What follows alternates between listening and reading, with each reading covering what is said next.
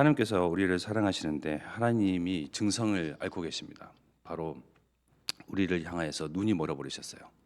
또 귀가 멀어버리신 그런 증성을 갖고 계십니다.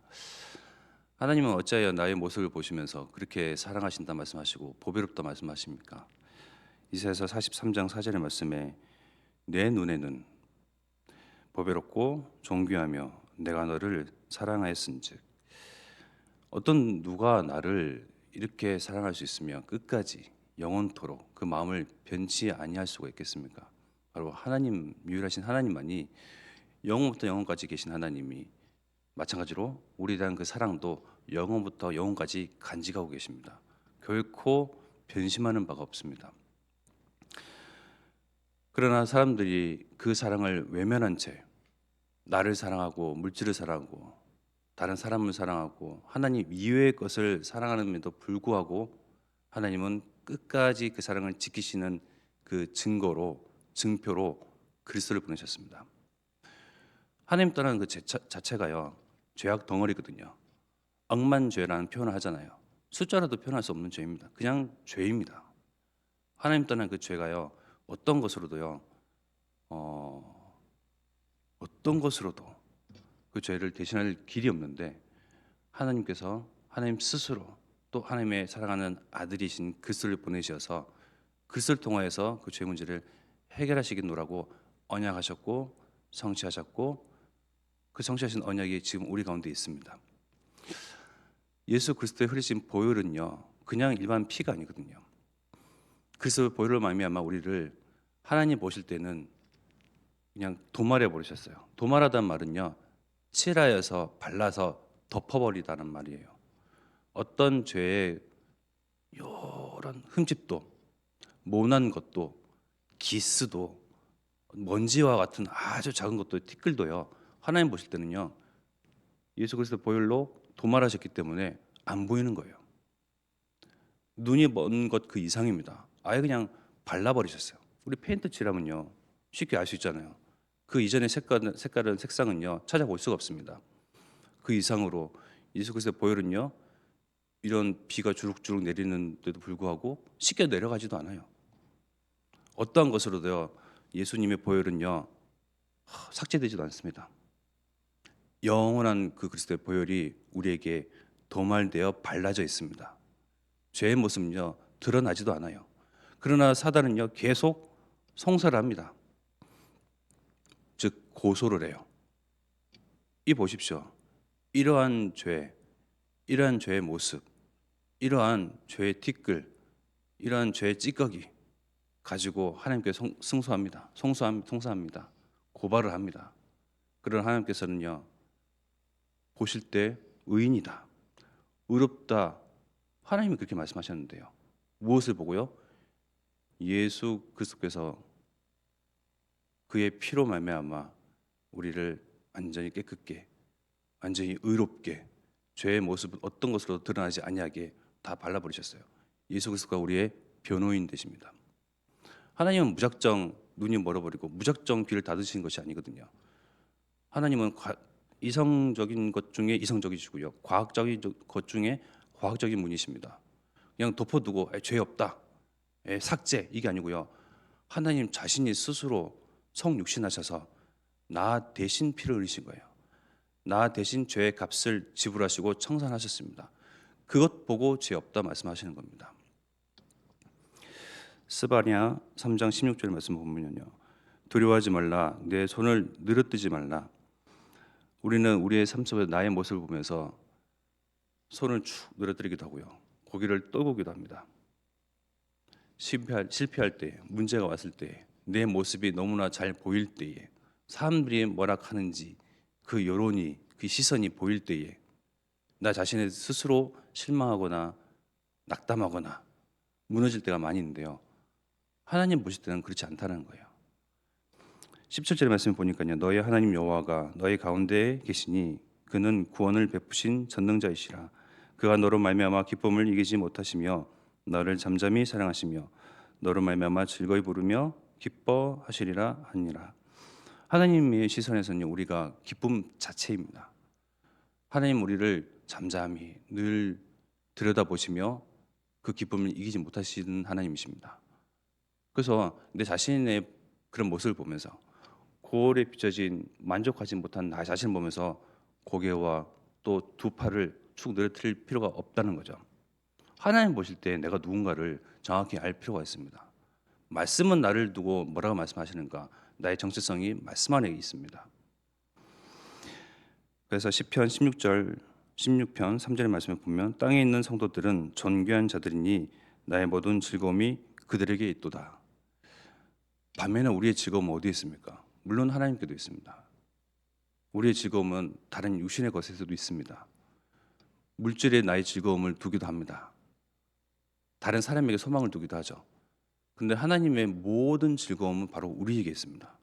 하나님을 경외하는 자, 예수 그리스도로 말미암아 의롭게 된 자, 사단이 아무리 고소 고발해도 하나님 보실 때는 의인인 자, 우리가 하는 기도와 우리가 하는 찬송과 우리가 하는 예배는요, 하나님의 그 모든 즐거움입니다. 도통 이해가 안 되죠. 하나님의 말씀이시니까요. 하나님이 그렇다 여기시니까요.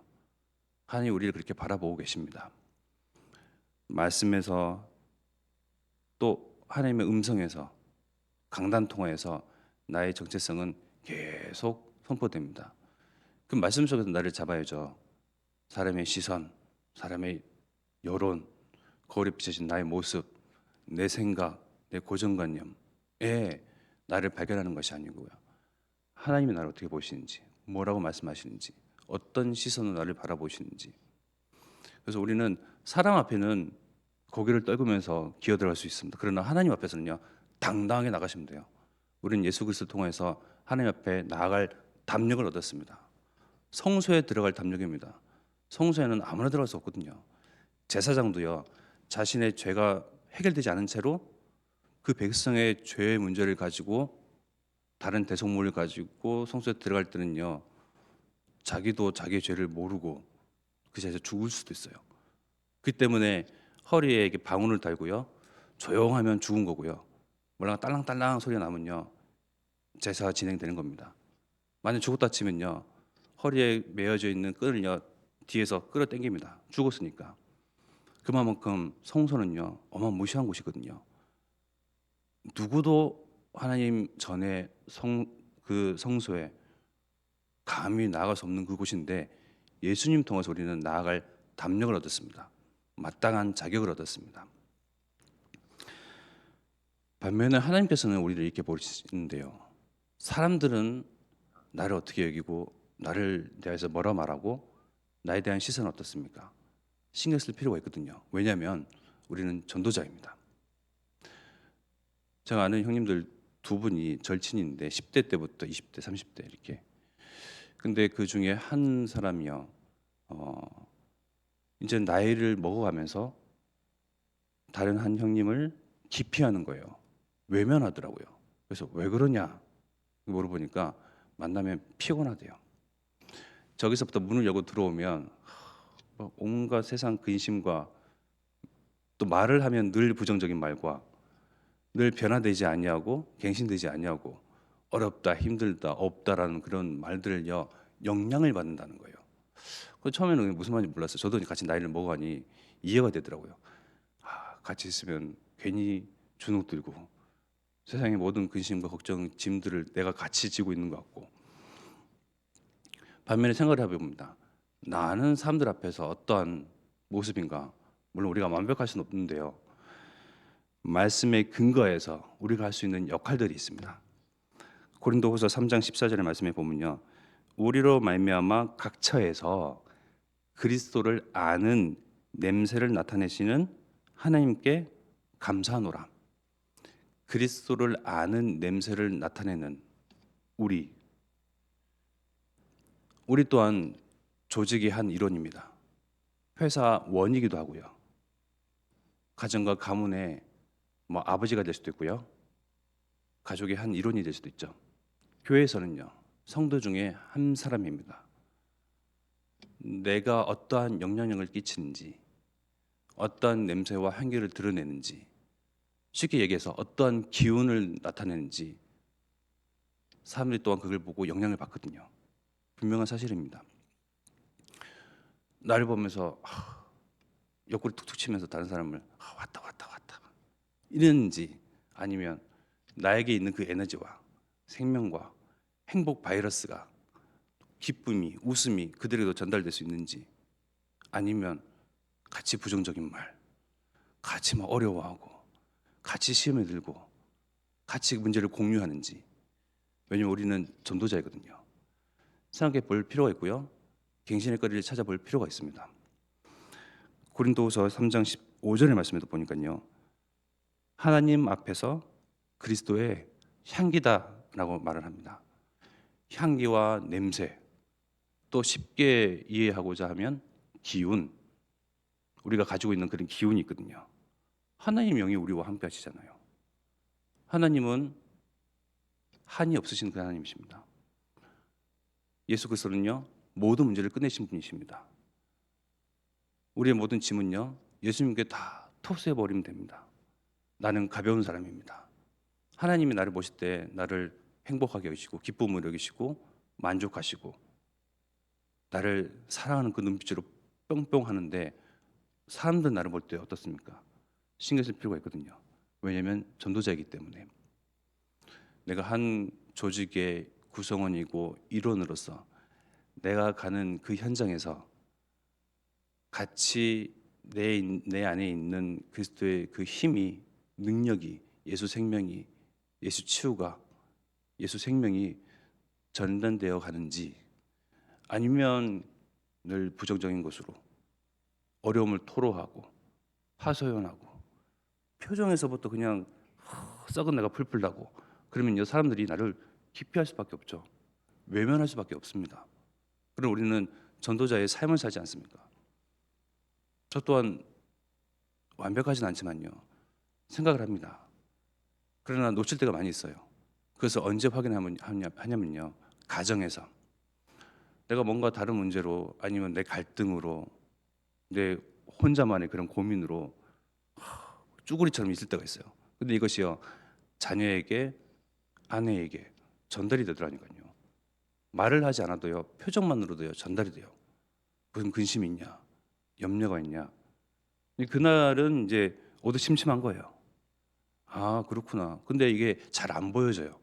이게 신경을 써야지, 나의 모습을 통해서 나의 그러한, 내 안에 있는 그러한 갈등들이, 염려들이 전달이 되고 이것이 집안의 가정의 분위기가 되는구나, 감지가 잘 안 되는데 빨리빨리 그것이 감지가 돼야 되겠죠. 가정뿐만 아니죠. 우리는 현장에도 나갑니다. 사람을 만납니다. 이 사람을 만나면 뭔가 긍정적이다. 이 사람 만나면 뭔가 힘이 생긴다. 이 사람 만나고 대화를 하면 뭔가 소망이 생겨. 없는데도 희망이 생겨. 왜냐하면 우리는 그리스도의 향기입니다. 그리스도의 능력이 우리 안에 있습니다. 하나님이 성령으로 우리와 나와 함께 하시기 때문입니다. 표정 관리 필요합니다. 말 관리 필요하죠. 생각의 그런 전환들을요, 사람들에게 전달할 필요가 있어요. 어려운 게 어려운 게 아니다. 지금의 그런 문제들이 문제가 아니다. 얼마든지 전달할 수 있습니다. 우리는 전도자이기 때문에요. 그래서 하나님이 나를 보시는 것도 중요하지만 사람들이 나를 뭐라 여기는지, 사람들의 시선과 여론은 무엇인지 정말 우리 전도자로서 자각하면서 관리할 이유가 있습니다. 그래서 이 시간 합심하여 기도드리겠습니다. 하나님의 행복이라고 말씀하십니다. 하나님이 우리를 향하여서 눈이 멋이고 귀가 멋인 그러한 영원한 사랑을 받은 자들입니다. 이제는 이 사랑을 가지고 세상 속에 나아갑니다. 세상에서 하나님의 사랑, 변치 않는 그 영원한 구원의 은혜를요 증거하고 나타낼 것이 우리의 삶입니다. 그러한 기운, 그러한 향기, 그러한 냄새를 정말 뿜뿜하는 그런 오늘로 지금 축복 속에, 응답 속에 은혜 가운데 있기를 기도하겠습니다. 합심하여 기도할 것은 또한 미국 선교 중에 있는 우리 목사님 가는 곳에 그리스도 향기가 드러나도록, 하나님께서 함께 하시는 그 냄새가 드러나 정말 이 복음에 반응하는 그러한 참 제자 만남들을 허락하시고, 렘넌트 운동이 나다며 그곳에 지교의 운동이 나도록 성령께서 역사하시고 성령께서 문을 여시고 성령의 능력이 그 자리에 나타내도록 합심하여 기도드리겠습니다.